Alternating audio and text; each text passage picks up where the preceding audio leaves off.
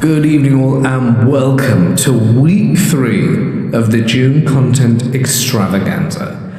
This week we have home week, lots of stuff that happened at home. It's gonna be creepy. Before we begin though, I'd like to remind everyone about my Patreon. The link can be found in the description. For signing up you get some cool perks and you get to support me personally, which means a hell of a lot to me. So if you'd like some cool exclusive stuff, I'd love it if you could check out the link. But for now, it's time to get comfortable and let the darkness take control. My mother hadn't seen her best friend in years, so when her friend offered to fly her out as a surprise birthday gift, Mum was ecstatic. After getting the all clear from her doctor, she packed her bags and left for a 2-week trip. It was a rare break, one she deserved, and I encouraged her to go. That meant I had the house to myself. I wasn't the type to throw parties or have people over. I worked, came home and relaxed. I'd lived alone before on campus, in apartments, even as a teenager when Mum was away. I wasn't some delicate little thing either. I'm average build, but strong enough to hold my own if I have to. Or so I thought. The first few days passed without incident. I worked, brought groceries, watched movies, the usual. But by the start of the second week, I felt off, not exactly scared, just unsettled, like something was slightly out of place. That night I visited a friend's house. We gorged on junk food, watched horror movies and laughed like teenagers do. One of the films we picked was Psycho, the infamous shower scene, Norman Bates, the final shot of him grinning like a demon. It stuck with me more than I expected. I got home around midnight. My house is rural and isolated. The nearest neighbor is a mile away, and we had one of those big, automatic pole lights outside, like a street lamp, but ever since Mum left it had started to flicker.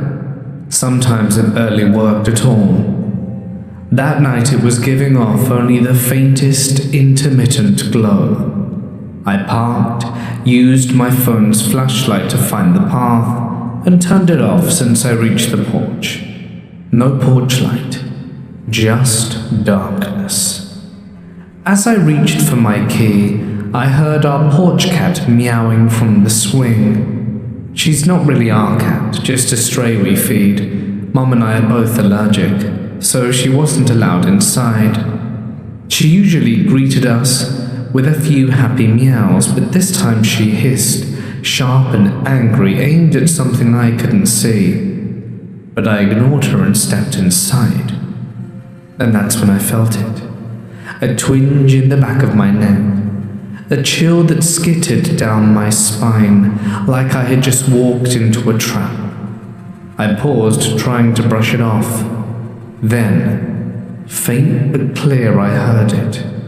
Crunch, like someone biting into cereal. I was stunned. My house was quiet, and my brain offered explanations. Floorboard, settling. Animal, perhaps. I forced myself to go to bed, but that next night it happened again. I got home late from work, nearly midnight. I had to close the gas station and was exhausted. This time the pole light outside was completely dead, just my headlights cutting through the darkness. I sprinted to the porch and again the hiss of the cat, and 3 crunches, like someone outside was slowly and deliberately chewing something. Well, that night at around 2 a.m., a loud noise yanked me out of sleep.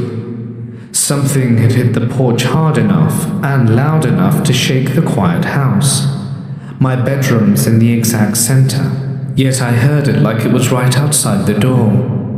Still half asleep, I padded out the hallway, phone in hand, heart thudding.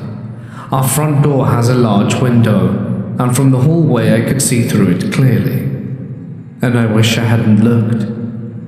The pole light outside was back on, and standing directly under it, on our porch, was a man. He was tall, thin, dressed in neat, oddly formal clothes, and in one arm he held my cat, and in the other, a spoon. I froze halfway, hidden behind the wall, barely daring to breathe. The man wasn't doing anything, just standing there, cradling my squirming, clearly uncomfortable cat, then as casually as someone having a midnight snack, he dipped his spoon into the automatic cat feeder on the porch. He opened the compartment and was eating the dry kibble like it was cereal, one slow bite after another. My cat hissed and tried to wiggle free. He didn't react. He just smiled, and it wasn't an ordinary smile either. It was the psycho smile, the Norman Bates I wouldn't hurt a fly smile.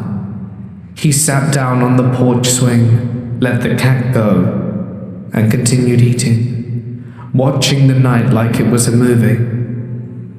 That's when I sneezed, and his head snapped to the window, his eyes locked on mine. I thought I was hidden, but I wasn't. He saw me and knew I was there, and he knew I was alone, and he kept smiling. I brought up my phone, fingers shaking, to dial 911. He shook his head slowly, and then spoke 2 words calm as ever. "Do not." That broke me. I started crying, panicking and struggling to breathe. He stood up, grinning, waved at me like an old friend, and walked off the porch. Just as he stepped into the dark, the light flickered out. I collapsed in the hallway sobbing, called the police, my mother, and every friend and cousin I had. I thought maybe it would be my last night alive. The police arrived, searched everywhere, and found nothing. No footprints, no man, no sign anyone had ever been there, aside from the missing cat food. They didn't believe me either, which was the worst thing. I stopped staying there alone. My friends came over, my cousins, my friend from the night before came over that same night, and I called off work for the rest of the week. Mum came home to find me hollow-eyed, barely sleeping, and she took care of me for once. We brought the cat inside. No more porch snacks, not for her, and definitely not for him. I loved horror movies growing up. My dad used to rent them for me all the time, despite my mum's protests. But I craved that kind of fear, the one that tingles in your stomach when the music builds up and the character in the movie doesn't realize something's creeping up behind them.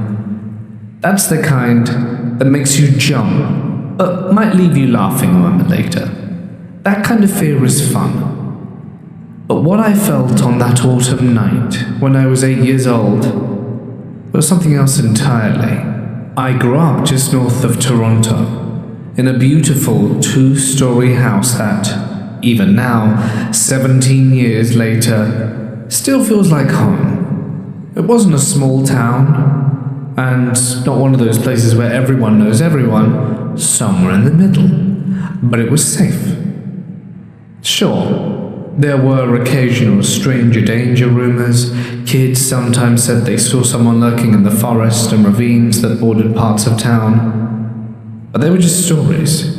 And besides, my sister and I had been taught well. Always lock the doors, never talk to strangers, never get in anyone's car, the basics.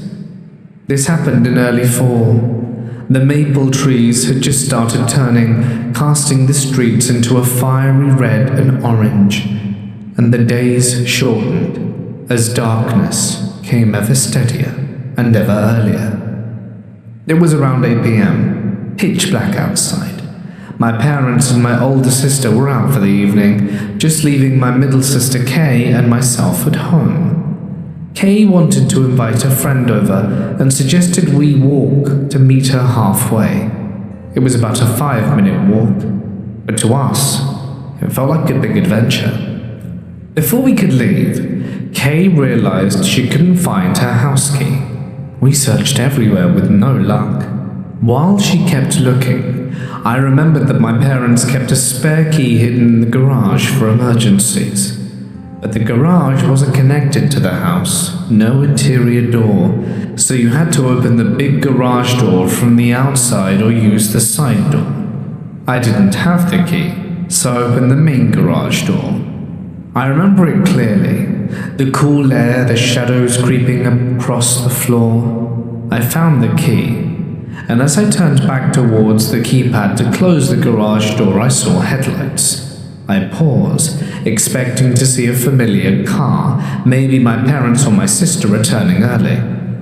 But it wasn't anyone I knew. A beige Montana minivan was slowly rolling up the driveway.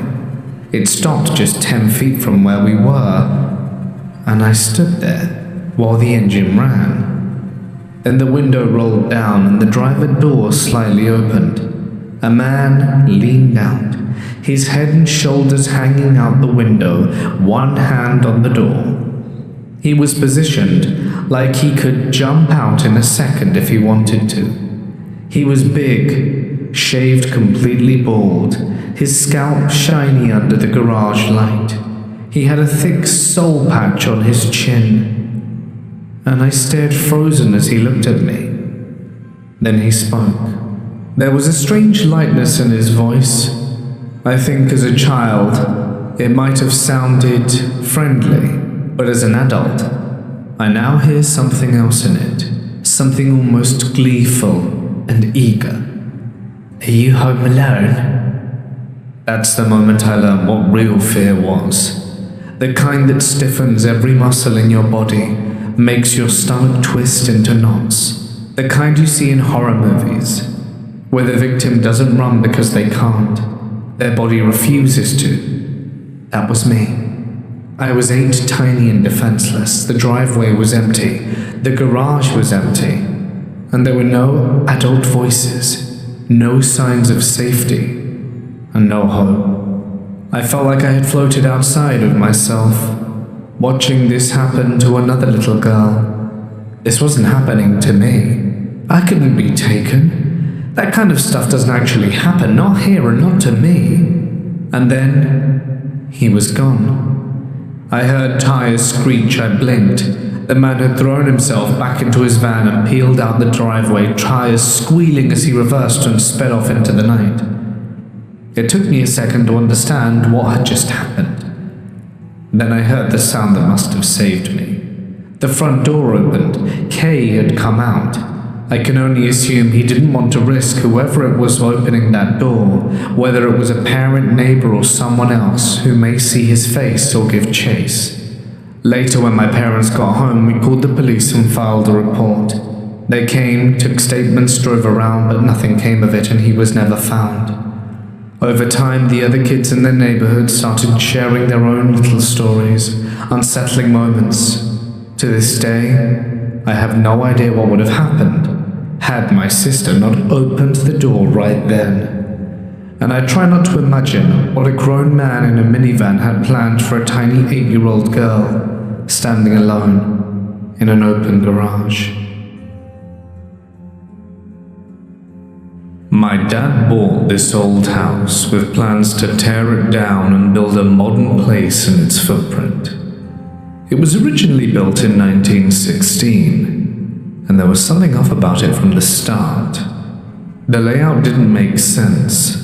3 separate bedrooms, each with its own exterior door, bathroom, and a thin interior door leading to a shared central kitchen and living room.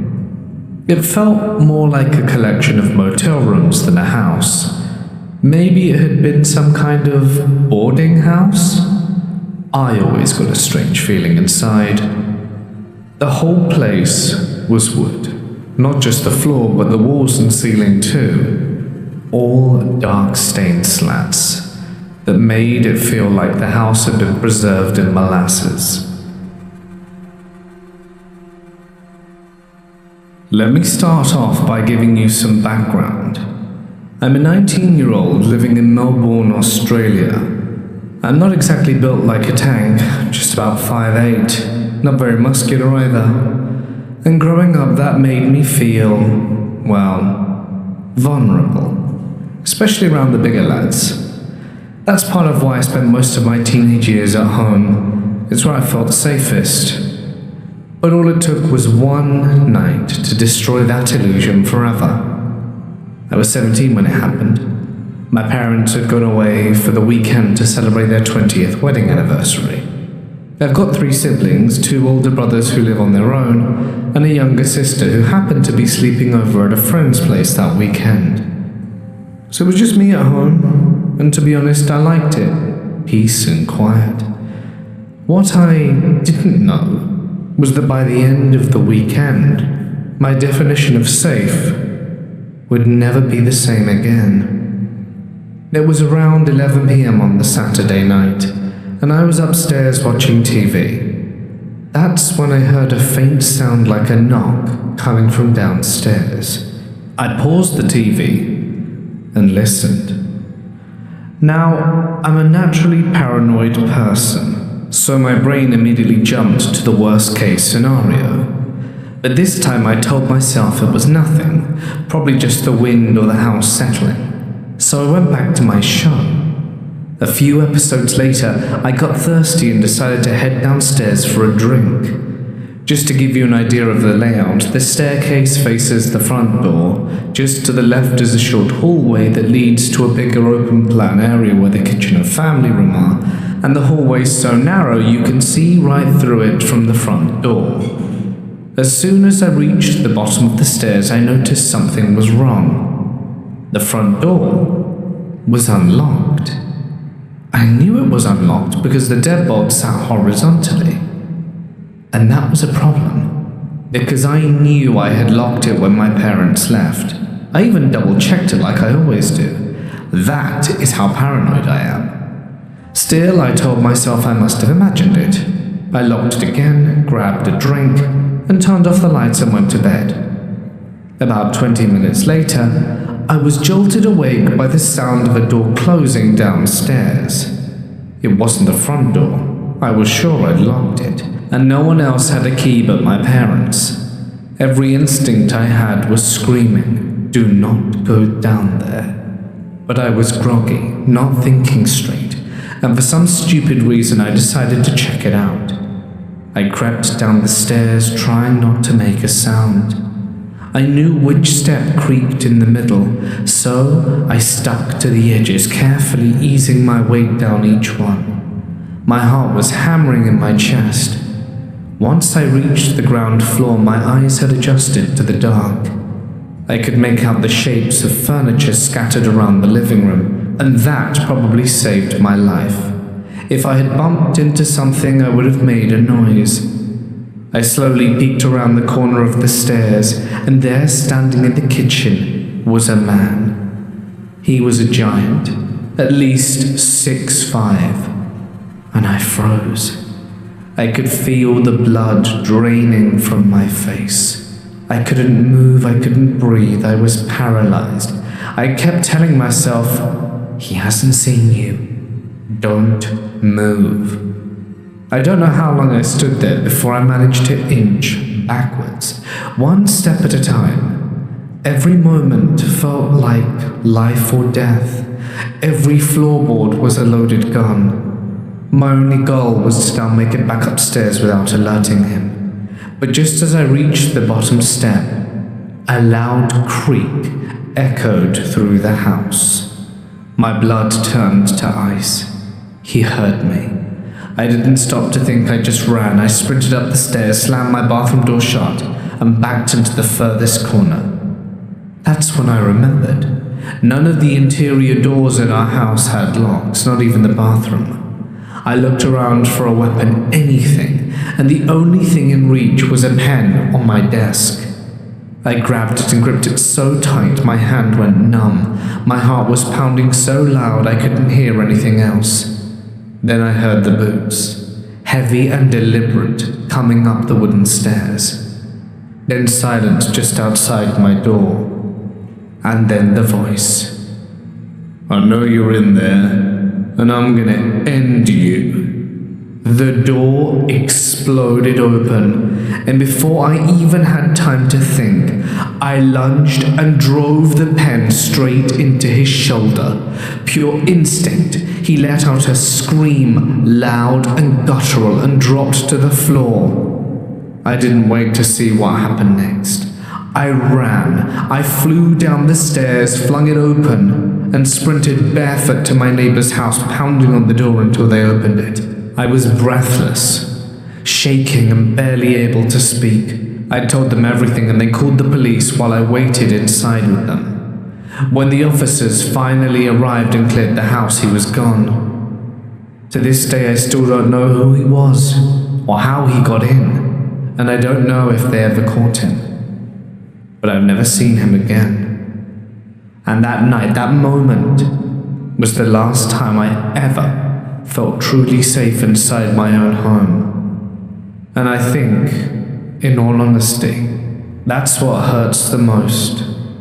How he stole that feeling of security from me, and I'll never be able to get it back. I've always been close with my cousin Balint. We're the same age, and ever since we were little, we've ended up in the same classes, played the same games, and got into the same kind of trouble.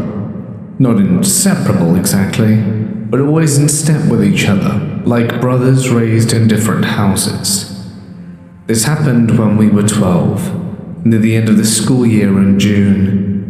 I was hanging out at Balint's house in a quiet suburb outside of the Geshahidievar. We were hyped for the weekend, eating snacks and playing FIFA in the living room when my mother called.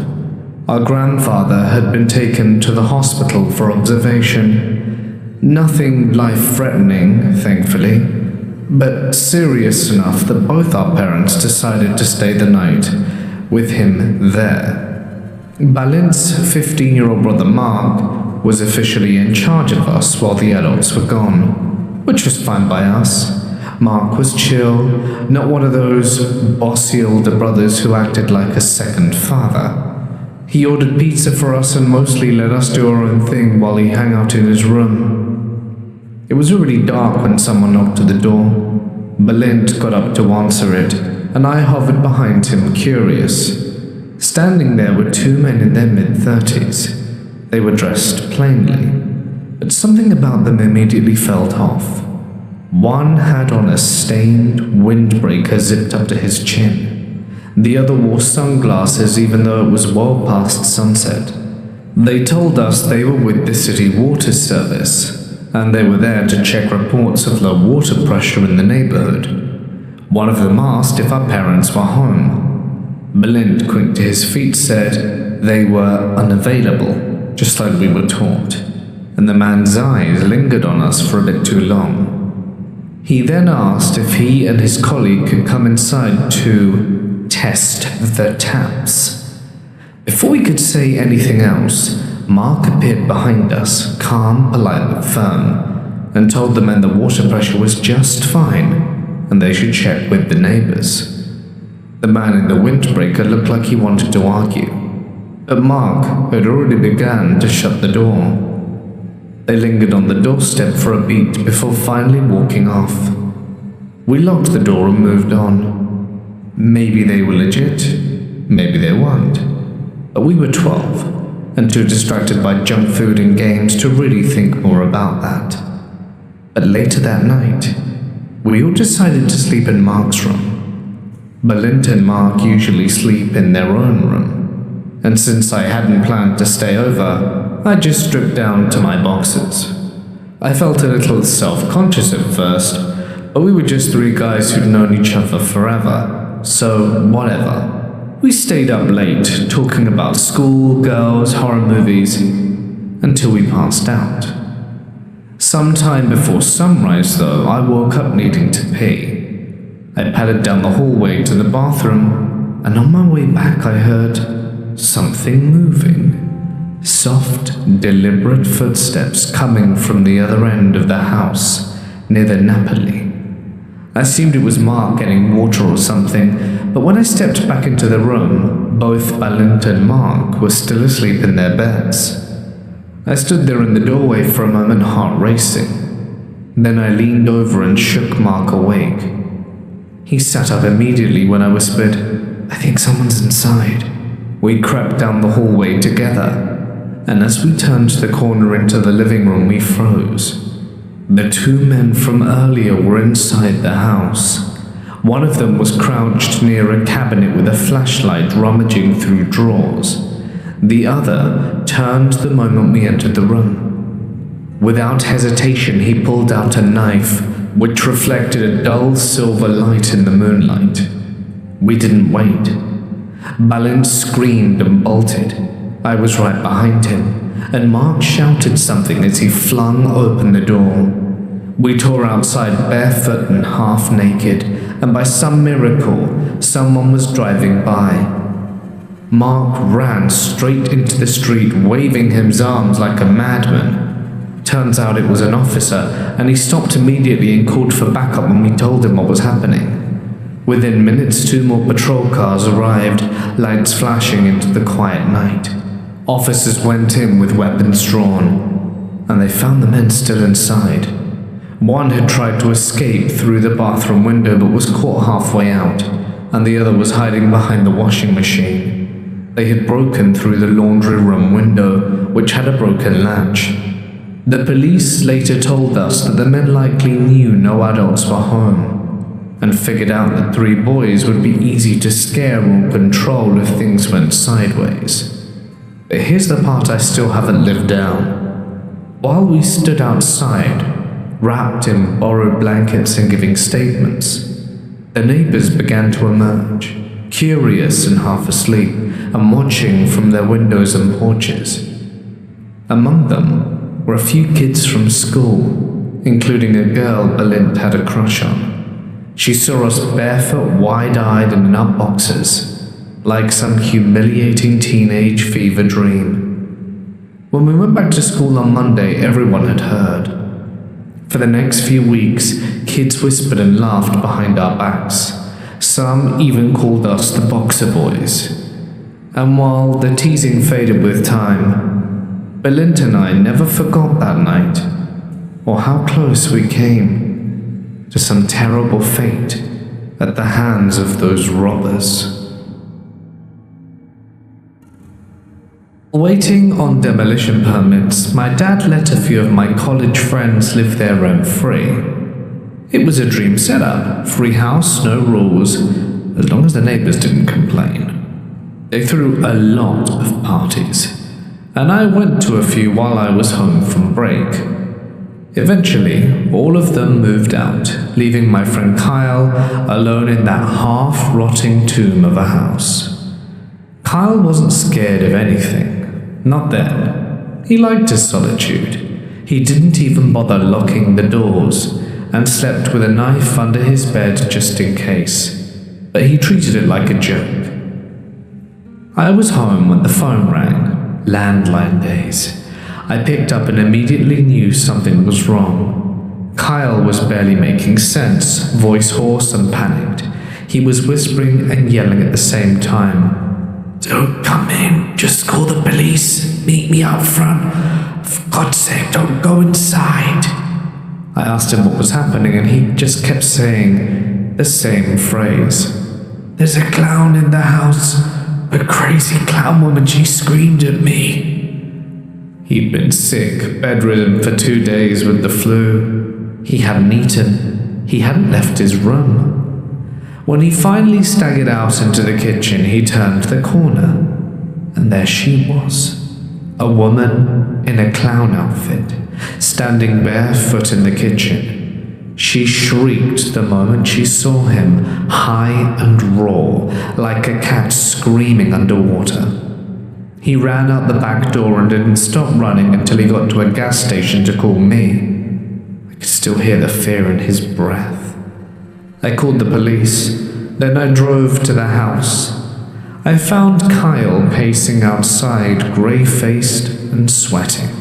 He looked worse than sick. like something had cracked behind his eyes. "She's still in there," he said. "She didn't chase me. She just screamed, but I think she's been in the house for days." That thought chilled me. Kyle had been too weak to notice, too fevered to hear her. The house was massive, with a dozen nooks and storage spaces, each bedroom practically its own apartment. She could have been there the whole time, watching him sleep. The cop pulled up about 15 minutes later. We told him everything, and he looked amused like he thought we were high, but he went in. 5 minutes passed and the door opened again, and she stepped out, and every hair on my arm stood up. She wore this shapeless white jumpsuit, filthy at the cuffs, like it had been dragged through mud. Her hair was wild, and her face, God, she'd smeared red lipstick on her lips and across her cheeks in trembling circles. Her eyes were rimmed in black, like she'd stabbed eyeliner into her sockets. She looked like a child's drawing of a crown, copied over and over until the details were corrupted. The cop had one hand lightly on her shoulder, but she didn't fight. She just stared at us expressionless, and then she saw Kyle and smiled. "You should lock your doors when you sleep," she whispered, and then giggled. The cop asked her to get into the car. That's when she started ranting. She said she owned the house and that we were the intruders. She said she had friends in Tinseltown who'd see to it that the officer was fired. She wasn't yelling, just talking fast and breathlessly, like she was afraid the words would evaporate if she paused. The officer rolled his eyes, told us he couldn't arrest her for trespassing in an abandoned property, and that's when we truly panicked. She'd just be dropped off down the road, and probably be back in an hour. Then, finally, a bit of luck. A background check revealed she had an outstanding warrant, some mental health hold from another county. The cop looked almost relieved as he cuffed her and called for a pickup. When we went back into the house, that's when the horror deepened.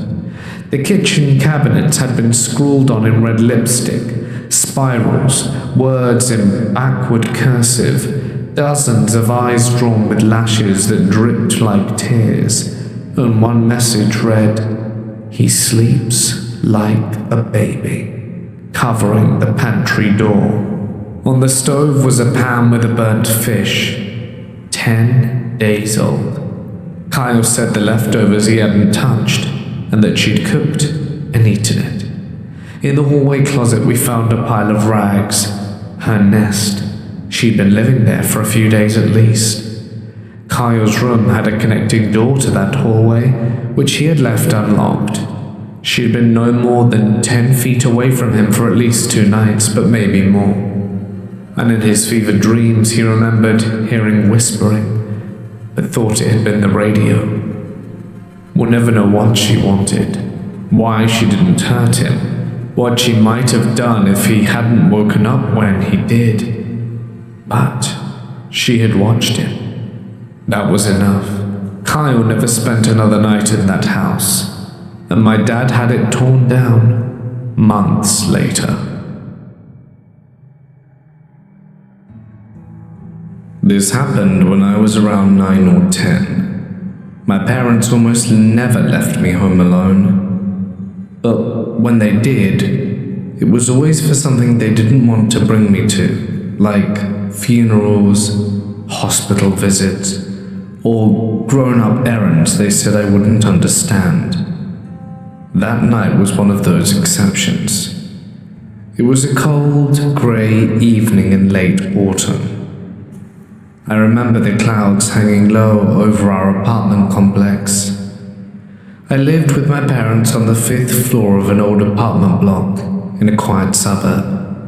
Concrete walls, creaky wooden floors, and buzzing lights in the hallway that flickered more than glowed.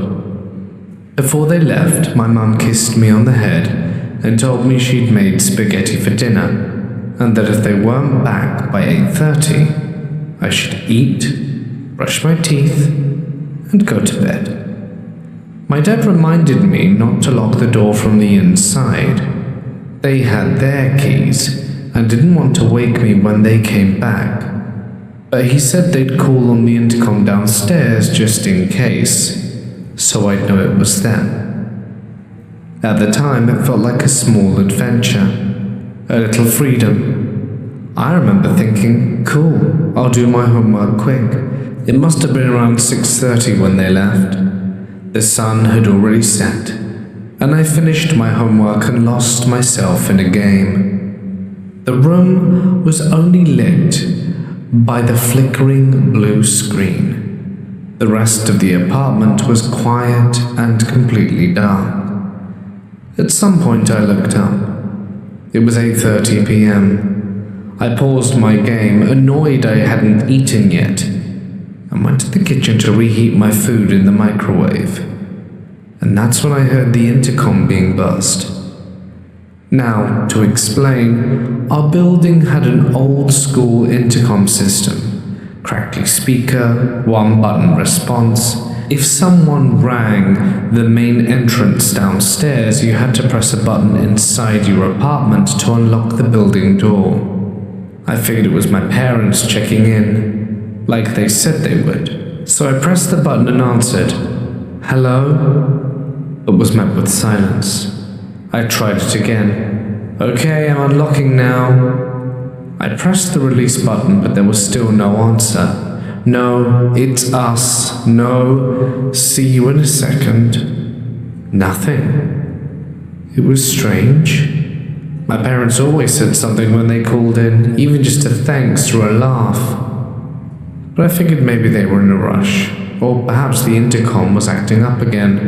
I went back to the microwave, waited, and ate a few bites of the cold spaghetti while watching the door. 5 minutes passed. 10, 15, but no one came. And that's when my stomach dropped. I lived on the 5th floor. It doesn't take 15 minutes to get an elevator. Hell, it doesn't even take that long to walk up the stairs, especially if you're eager to come home. Then it hit me like a cold splash of water. Whoever had rung the intercom weren't my parents, and I just let them into the building. I tried to shake it off, told myself there are 20 apartments in this building. No way they know which one I live in. But deep down I was already afraid. I turned off all the lights like that would somehow make me invisible, and I went back to the living room, sat in the dark holding my breath. And that's when someone rang my doorbell. Not once, not politely, but fast, frantic, and erratic, like they were slapping the button with the flat of their hand. Then came the knocking. I knew it wasn't my parents. They had the key. They would never ring like that, and they would never knock. I froze, and every instinct in my tiny body screamed for me not to move. I crawled on the floor, grabbing the biggest kitchen knife I could find, and sat there in the dark, heart hammering, breath shallow, watching the silhouette of the door. And then a calm, male voice. "I know you're in there."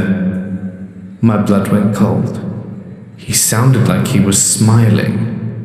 "No need to be scared. I'm the hallway cleaner. I just want a glass of water. I'm very thirsty." I didn't move. Not an inch. The wooden floor creaked if I shifted even slightly, and I knew he'd hear.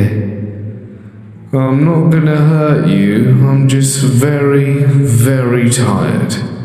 Please let me in." I could hear him lean against the door. His breath close, I could feel it. But something was off, more than just the obvious. We didn't have a male cleaner.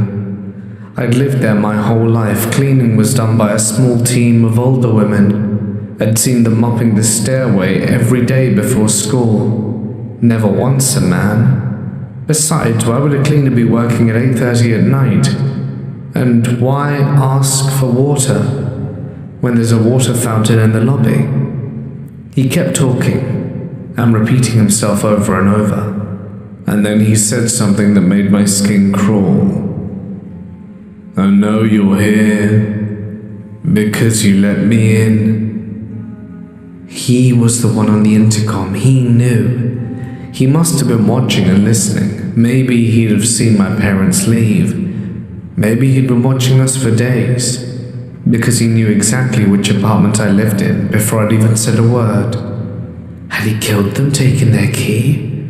Was he going to use them? What if he picked the lock? What if he found his way in through a balcony? My imagination spiraled in the dark, and I sat there, knees to my chest, knife clutched tight, too afraid to cry, and too terrified to even breathe. And then after what felt like hours, he stopped. No more knocking, no more talking. And then his final words, muffled but clear. You're not a very polite little girl. And that's when I heard his footsteps echo down the hallway, fading slowly into nothing. I didn't move for the rest of the night. I sat there, tears streaming down my face, waiting for my parents. When they came home and turned on the lights, I jumped and nearly stabbed my own father out of reflex. They scolded me for still being awake. I didn't tell them what happened. I was too afraid they wouldn't believe me, or worse, that they would, and I'd never be allowed to go to a sleepover again. But for the next week, I watched every cleaner that passed through our building, every janitor, every tenant. Not once did I see a man with a cart or uniform. And to this day, I don't know who that man was, or what he really wanted. And I don't want to try and guess what that might be.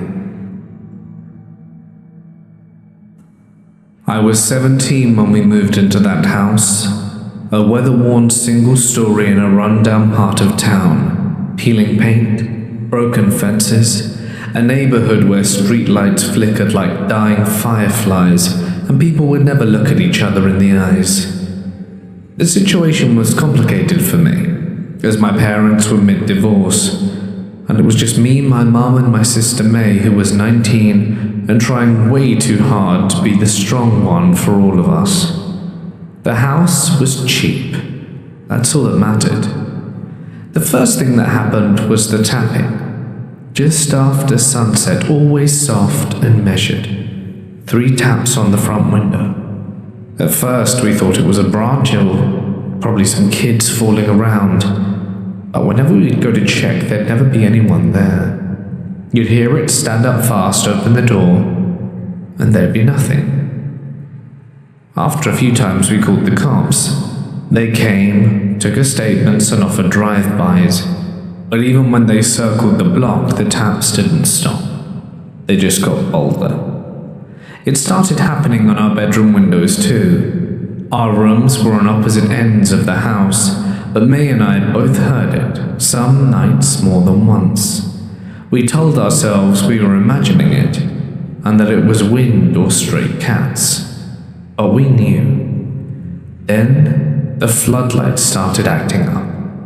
It was motion activated, installed over the kitchen door that opened into the driveway. It would just click on with no one there, no footsteps, no raccoons, nothing. Just dead silence and that bright white eye staring into the dark. It happened enough times that we knew something or someone was out there watching, maybe even testing. One night, we were all curled up on the couch, watching some dumb comedy, and May was making popcorn and Mum was half asleep.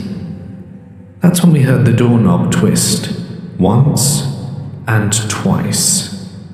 It wasn't subtle. Someone was trying to open the door to the kitchen. We jumped up, ran to the window hoping to catch a glimpse, but by the time we got it, the porch was empty, and the night was still. We called the cops again. They came, took another report, and said the same thing. No print, no suspect, just 3 terrified women in a locked door that almost wasn't. Things changed after that. We didn't talk about it, but we all felt it.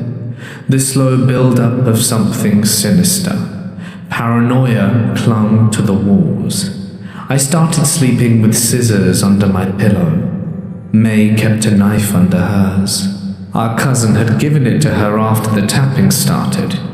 A stupid-looking thing, pink handle and all, but at least it was sharp. It was late. I remember the clock blinking something like 2:19 a.m. when I rolled over and heard something metallic from the kitchen. The lock. Someone was picking the lock. May heard it too. Her room was right by the kitchen, and later she'd tell me the second she stood up, the motion light blazed on. Whoever it was, whoever had been stalking us for weeks, panicked and ran. We didn't see them, but we felt it. The shift in the air when a predator flees before the kill. This time the cops were furious. I guess they'd grown attached to us, 3 women trying to hold it together, and it wasn't just mischief anymore. They canvassed the neighborhood, and just 2 blocks over they stopped 3 teenage boys walking in the dead of night. They searched them, probable cause, and what they found chilled every last drop of warmth from my blood. Knives, duct tape, rope, a pry bar, tarps. They weren't pranksters, they were hunters. They had planned this. When questioned, one of the boys of barely 18 confessed. There were others, he said, older who were still out there, but the statement that really drove it home? We all knew those girls lived alone. They had watched us, learned our routines, and had been preparing for that night. The officers told us flat out to get a shotgun, and that if it ever happened again, just shoot through the door. We did. Later, my mum told me the boys had been stopped twice that night. The first time just after May scared them off, the cops let them go. The second time hours later, when they were heading back to us, that's when they were arrested and charged. One of them even did time, but I never felt safe again, because they knew we were alone, and they weren't the only ones. This happened about 2 months ago, when my parents went away for the weekend and left me in charge of the house and our pets. Normally I hate being alone overnight, especially because I'm a small, not particularly tough 18-year-old girl, and unfortunately I've made a few enemies in town. There are local guys, teenagers who have harassed and threatened me before. So when I'm home alone I get anxious. I double-check every lock and jump at every sound. My parents left Thursday night. That night was uneventful. So was Friday. And by Saturday night I had finally let my guard down. I was late playing games online with friends. It was around 2 a.m. and my dog was asleep behind me. The house was dark but locked up tight, and I felt okay. That's when I heard something. At first it was faint, just a sound outside, nothing unusual. People walk past my house all the time, especially drunks on the weekends. But instead of fading away, the sound grew louder, clearer. It wasn't just footsteps or laughter, it was someone yelling. After about 5 minutes of this voice staying in the same place, still yelling, I realized this wasn't just someone walking by. This person had stopped, and they were outside my house. I crept to the front window and, with shaking fingers, lifted the edge of the blind just enough to peek out. And that's when I saw him. A man, fully grown, in my driveway facing my house, and I recognized him. He wasn't a stranger. He was someone my family knew, and the expression on his face was pure rage. His eyes were locked right on my window, like he knew I was behind it. He just stood there screaming, not words I could make out, but his tone was threatening, hostile, and unhinged. I was frozen. He started moving closer, and I kept thinking, I'm just a girl. I'm alone. And he looks furious enough to do something awful. I should have called the police, I know that, but I was panicking. So I called my sister instead. My hands were shaking so badly, I nearly dropped the phone. She stayed calm, thank God, and told me to shut the blind and just listen, see if he would go away. I sat in the dark on the floor holding my dog. He's deaf and has no idea anything was even happening. The man kept yelling for another 5 or 10 minutes, then suddenly it stopped. Silence. And then I heard something smash. My heart jumped straight into my throat, and I whispered into the phone, something broke. I think it was a window.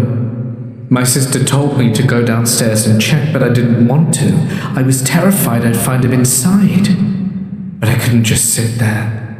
I turned on the flashlight on my phone and slowly crept downstairs.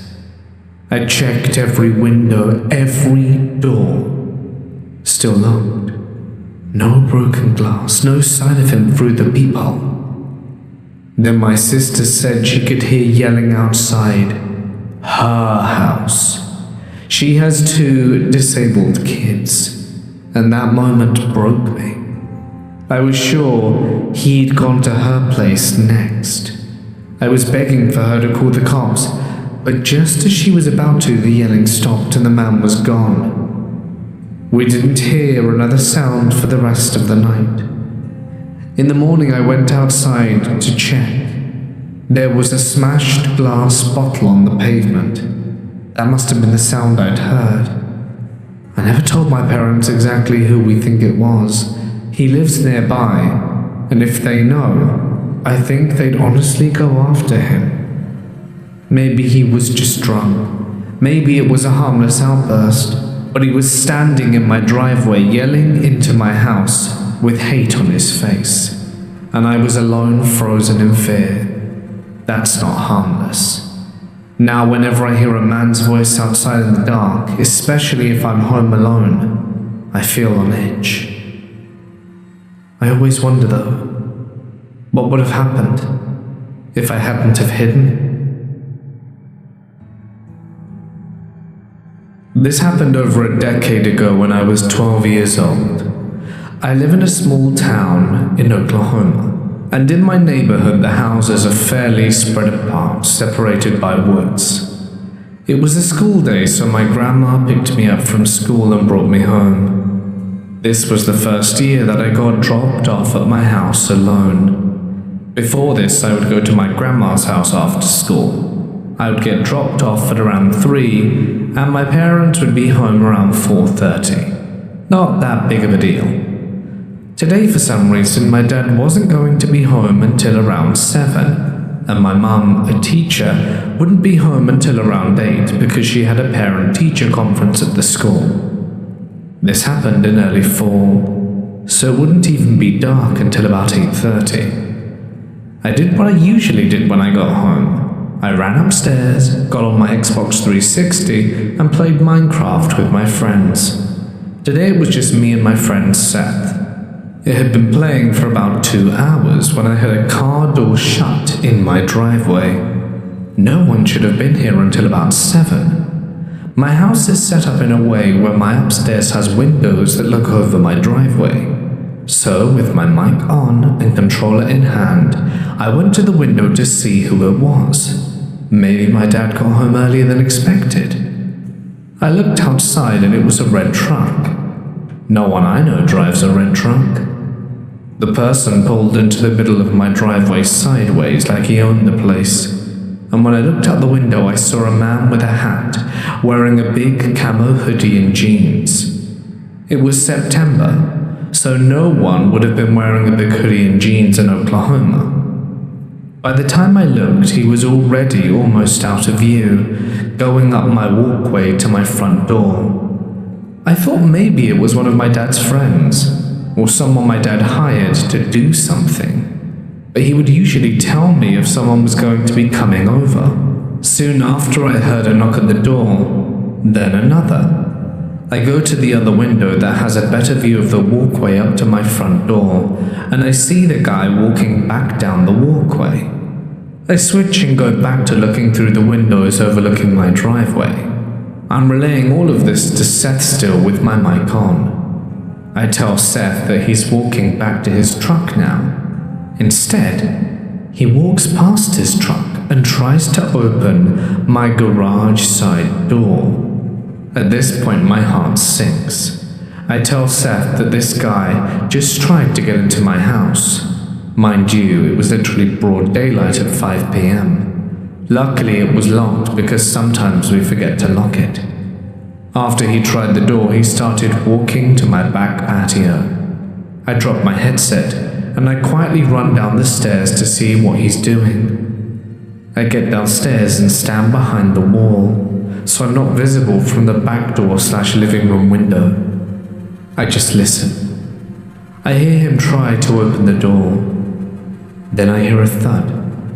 It sounded like he dropped a brick on the ground or something. At this point, I'm more scared than I've ever been. I wanted to call my parents or grandma, but didn't have a phone yet. The only phone in the house was in my kitchen. I would have to cross my living room to get there, and he would be able to see me if I went in there.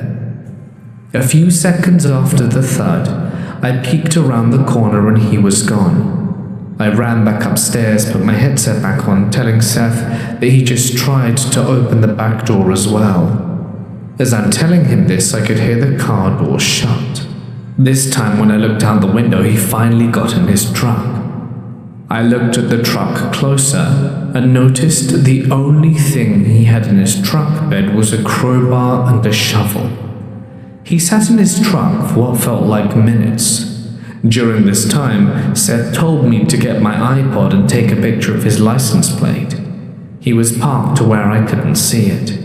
Then he drove backwards and out my driveway and down the road. A few minutes after he was gone, I went downstairs to see what the thud could have been. I went to the back door and see that the doormat was moved. Both big pot plants had been moved as well. He was looking for a key. We have a hidden key back there too. The key to the back door was under one of the smaller plant pots on the ledge near the door, not the bigger one he had checked under. I went to the front porch and all the pots looked like they'd been moved too. I don't know what I would have done if he'd been able to find the key or just broken in. After he left, I called my dad and told him of what happened. When my dad got home, he had a cop come over and I told him and gave him the description. But thankfully, the guy, whoever he was, never returned. About 4 years ago, during the languid stretch of summer break that followed the whirlwind of high school graduation, I found myself in an uncharacteristic state of solitude. My family had embarked on their annual pilgrimage to the beaches of North Carolina, a tradition I usually relished. However, that year held different priorities for me, as I had made the conscientious decision to remain behind, grounded by dual responsibilities of a full-time summer job and the ambitious goal of accumulating sufficient money for my impending college expenses. Adding another layer to my reasons for staying was the magnetic pull of a music festival that I was very keen to attend. In all honesty, the prospect of having the entire house to myself for a full week was an 18-year-old's dream. The quiet independence, the freedom to set my own schedule. It was like a brief taste of adulthood. Not to mention our somewhat isolated existence in the countryside offered an additional perk. the comforting assurance that there would be no disgruntled neighbors to issue noise complaints, no matter how loud my music might get or how late I chose to stay up. It seemed like the perfect recipe for a peaceful and productive interlude. Yet, as the events of one particular night would starkly reveal, my assumptions about the tranquility of my temporary bachelorhood were profoundly wrong. Typically, my route home from my friend's house involved a network of winding back roads, familiar and comforting in their quiet obscurity. However, on this specific evening, a sudden and irresistible craving for the familiar comfort food of McDonald's altered my usual course. This craving led me to take the main road, a less scenic but more direct route that happened to pass a local mechanic shop situated a short distance from the entrance of a quiet cul-de-sac. The clock had just struck midnight when I drove past the dimly lit mechanic shop. It was then I noticed an anomaly. A singular car headlight flicked on, illuminating a small patch of the otherwise dark forecourt. The vehicle itself remained stationary, but the sudden illumination of that lone headlight struck me as undeniably odd. An unsettling feeling began to prickle at the back of my neck, a feeling that intensified when, a moment later, the same car pulled out of the shop's parking lot and began to follow me. I must confess to a certain predisposition towards paranoia and a nagging tendency to overthink the intentions of those around me, especially when I'm alone at night. The thought that a car behind me might be following me with nefarious purpose was not entirely unfamiliar. Consequently, my initial reaction was to attempt to rationalize the situation, to dismiss the appearance of the one headlight car behind me as mere coincidence. I told myself it was a late hour, and perhaps this was simply someone else heading home. However, as I drew closer to my street, the unsettling reality became increasingly difficult to ignore. The same car, with its distinct uneven lighting, remained persistently in my rearview mirror, maintaining a steady distance. A knot of anxiety began to tighten in my stomach, and a sense of unease began to escalate into genuine fear. My foot pressed down slightly on the accelerator, but the single headlight behind me remained a constant, unwavering presence. Just as I was about to reach the turnoff for my street, a glance at my gas gauge sent a jolt of pure dread through me. The needle rested squarely on empty, and in that split second a critical decision had to be made, a choice fraught with potential peril. Should I turn onto the familiar safety of my own street and head for the perceived sanctuary of home, maybe luring these creepers there, and who knows what would happen then? Or should I continue driving, attempting to ascertain whether this vehicle was indeed following me, at a significant risk of running out of gas and finding myself stranded on a deserted country road in the dead of night? And worst of all, if these people had bad intentions, what would happen to me if I had no way out? Weighing the potential dangers, I made the difficult calculation that confronting whatever was happening on my own property was probably the better idea, however unsettling. It was ultimately a less vulnerable position than being marooned and helpless on some dark, isolated stretch of asphalt. The thought of being stranded alone, without resource, far from any potential help, tipped the scales. And with a surge of nervous energy, I signaled and turned onto my street. My heart plummeted into the pit of my stomach when a moment later, the unmistakable single headlight of the car behind me also made the turn. its presence now undeniably confirmed. At that point, the last vestiges of doubt vanished. I knew with a chilling certainty that I was in trouble. Panic began to claw at the edges of my composure, but I forced myself to think, to assess my limited options. My house sat at the end of a long uphill driveway stretching approximately 100 yards from the quiet cul-de-sac to the relative safety of my secluded property. With no other immediate escape route presenting itself, I accelerated up the incline, my tires crunching on the gravel, and to my absolute horror, the one headlight car followed, its engine a low growl in the still night air. Hindsight, as it often does, offered a glaringly obvious course of action. Looking back, I should have just called the police the moment I realized I was being followed. However, a complicated history had created a significant distrust and lack of rapport between myself and law enforcement. And in the heat of the moment, the thought simply didn't even cross my mind. The absence of my family amplified my sense of vulnerability. If they had been home, the situation would have been entirely different. I could have called my dad and he would have been there in an instant, likely armed and ready to defend our home. But they were hundreds of miles away, enjoying the carefree days at the beach.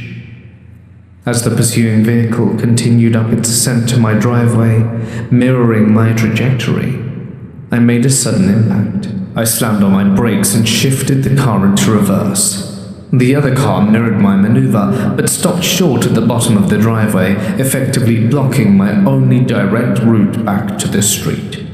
Then I shifted back into drive and pulled forward, initiating a bizarre and terrifying dance. They followed. I reversed. They reversed and remained stubbornly positioned at the end of my driveway, my escape completely cut off.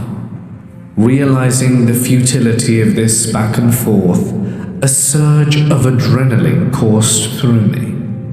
I quickly drove further up the driveway, executed a sharp three-point turn, and positioned my car to face them head-on. By this time, their vehicle had advanced halfway up my driveway, the closest they had yet come. The headlights of their car now shone directly into mine, creating an unsettling standoff. Looking back on that terrifying moment, a complex mix of emotions washed over me. Raw terror, a profound sense of isolation, and a burning, incandescent fury. Who did these people think they were, invading my space and threatening my safety? With my high beams blazing directly into their windshield, momentarily blinding them, I took a deep breath and acted. I unlatched my car door and pushed it open, stepping out onto the gravel driveway. In my left hand, my fingers instinctively found and deployed the small pocket knife I habitually carried. In my right hand, I reached for the hammer I kept wedged between my seat and the door, a tool intended for minor household repairs that now took on a far more ominous potential. In a strange, desperate, and perhaps foolish moment of improvisation, I decided to hold the hammer by its heavy metal head, allowing the wooden handle to protrude outwards, hoping that in the low light and in the intensity of the situation, it could be mistaken for a handgun. Yelling at the top of my lungs, a primal scream fueled by fear and anger, I pointed my makeshift weapon directly at their car and told them to get the hell out of here. I roared, my voice cracking with adrenaline. "What do you want?" I continued to scream, brandishing the hammer like a firearm and praying with every fiber of my being that they would fall for my desperate bluff. Whether they genuinely believed the hammer was a gun, or whether they simply decided that confronting an obviously enraged and potentially dangerous individual was not worth the risk, I cannot say with any certainty. Perhaps the blinding glare of my high beams behind me cast my front in shadow, making the silhouette of the hammer more convincingly gun-like. It's also possible that they had initially perceived me as an easy target, a lone teenager, and were completely unprepared for such an aggressive and violent vocal reaction. Whatever the precise combination of factors, it worked. Slowly, hesitantly, the one-headed car began to back down my driveway. They continued to reverse cautiously, inching their way back towards the cul-de-sac.